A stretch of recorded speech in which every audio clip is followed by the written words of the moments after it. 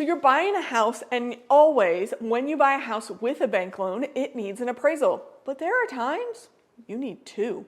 Let's talk about that. I'm Casey Jenkins with Oak Realty, and when you're purchasing a flipped house and you're purchasing it with an FHA loan, that you might need two appraisals. It depends on how much the flipper bought the house for versus how much the flipper is selling the house for. And there's no getting around it. It is what it is with an FHA loan. Now with a conventional loan, with a VA loan, these things don't apply. It's just for FHA loans.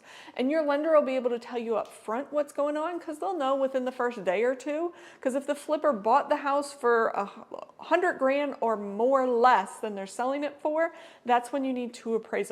Basically to make sure that what they're actually selling it for, the house is actually worth, and they're not trying to rip you off, so they get two opinions of value. This, again, only happens in an FHA loan and only happens in a flipped home. The other caveat to this whole thing is if you have an FHA loan and you're trying to buy a flipped house, that flipper has to own that home for 90 days before you, as the purchaser, can purchase that home. With a VA loan, with a conventional loan, that doesn't matter. It's just FHA. It's called the FHA 90-day flip rule. And so they have to own it for a certain amount of time before you can write a contract on it.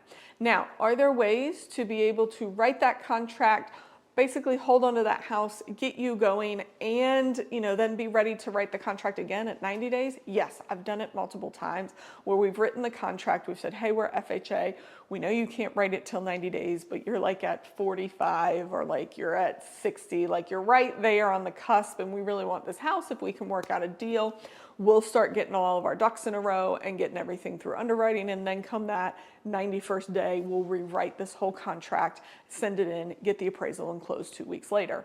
So there are ways to work around that rule and to make sure you get the house you want, but you gotta know all of these rules and what goes on, and you've gotta know that, hey, if I need two appraisals, I'm gonna have to pay two appraisal fees, so I'm probably looking at about $1,000 in appraisal.